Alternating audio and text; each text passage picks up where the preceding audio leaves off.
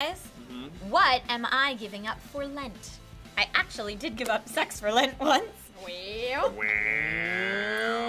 Okay. Okay. Had a lot of good All right, the contenders are alcoholism, Alright. praying the gay away, and seduction.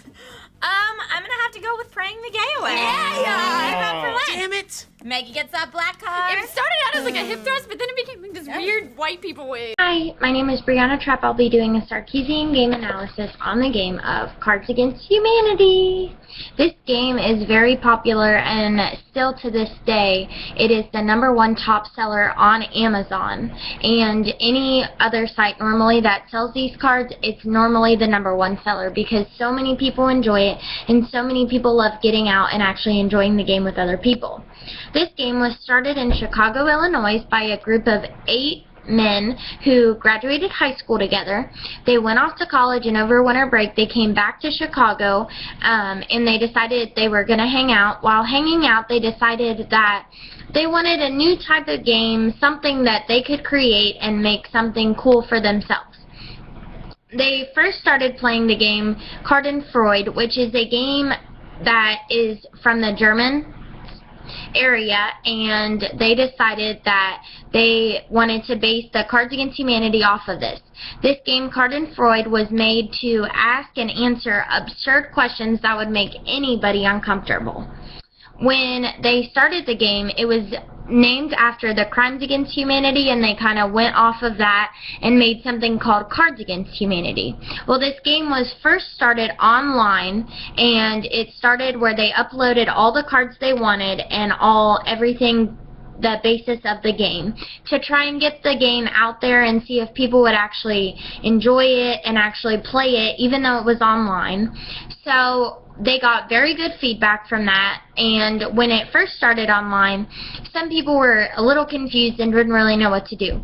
But after there was a lot of information that came out about the game, there was many people that loved the game, and then these 8 men decided that they didn't just want the game to be online anymore. They decided they wanted to do it in a physical game, which is like this, in the box with the cards all spread out, because they wanted people to be able to play it whether or not they were online or anywhere. They wanted them to be able to take it out with them to get more people to interact together, whether or not they like have parties or go to bars or anything. They just wanted them to be able to go out and try something new.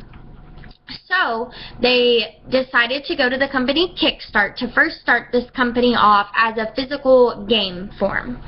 So when they first brought it to the company, Kickstart was on board, and they needed to raise just enough money to start the game. So they were able to raise $15,000 to get 2,000 physical forms of this game. Then when the game was dropped off at one of the main guys' houses, they decided that they wanted to see how well they would sell. Well, they ended up selling very well, and they ended up needing to make more. These guys didn't think that this game was going to sell very well. They thought that many people would still be playing on the online form, but when they first got into it, they didn't understand really how much work actually went into this game. Most of them had full-time jobs and were unable to put their full focus on the Cards Against Humanity as it flourished. So they decided to open a office in Chicago, Illinois, where they all were from. They decided to hire 2 full-time employees and have 5 desks just in case they needed to hire more, or if they needed to go in and help the 2 employees that were working on the game constantly. Kickstart kept helping them flourish and produce the game, and many of the guys actually didn't think that this game would go as well as it did, which is why most of them kept their full-time jobs, because they weren't really sure how it was really going to work. I'm going to give you a little bit about how the game works, and then I'll talk about the aspects of the game. So starting with the game, you can have 4 to 20 players in this game. Actually, the more you have, the better it actually works, because it just gives you more options, and you're less likely to know who actually really laid down the answer if you're playing with a group of friends who you know really well. So to start the game, each player will draw 10 white cards.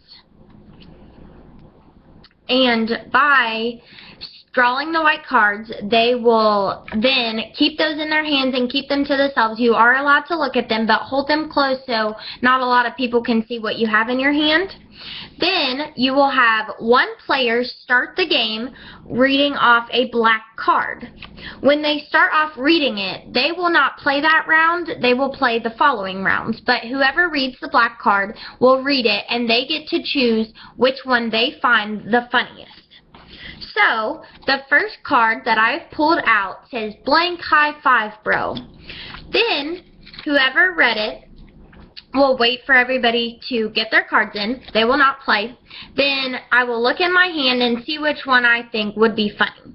So, I'm going to pick Funky Fresh Rhymes, but I'm going to lay it face down in front of the person with the black card.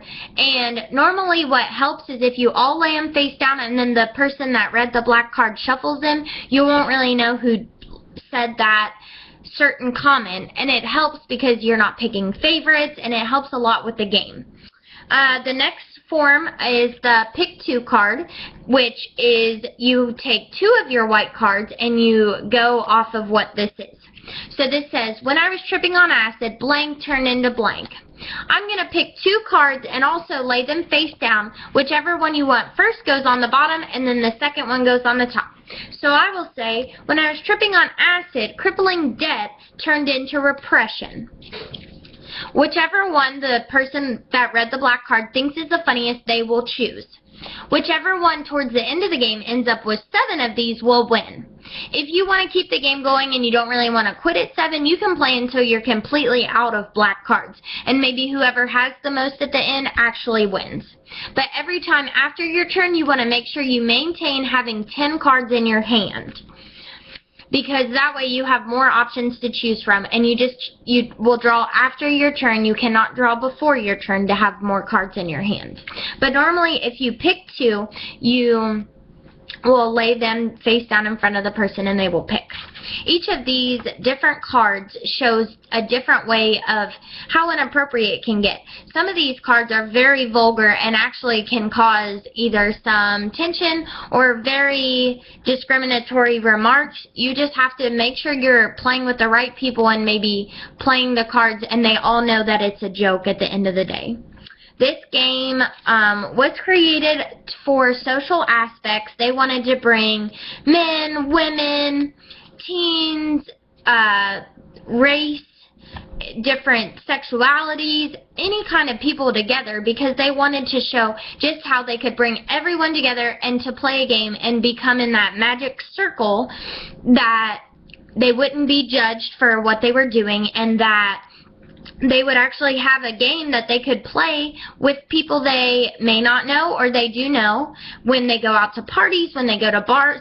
This is actually a great icebreaker because it lets you know, like, you can meet other people and see who actually has either the same mind as you or a different type of mind. This game was only created 4 years ago in the physical form, and it has flourished, and it has made the world and society actually a little funnier because this game actually brings many type of people together, and it can also help if you're nervous around people, if you don't really go out much. It can bring a social interaction or a social isolation when you're out and about. And I will conclude this by saying Cards Against Humanity is a very popular game. It's very fun. You can play with anybody, but I would not recommend playing with children because some of these things are way too much for their ears. But I would get a group of friends together, go out and buy the game, and decide just how fun it is to actually play.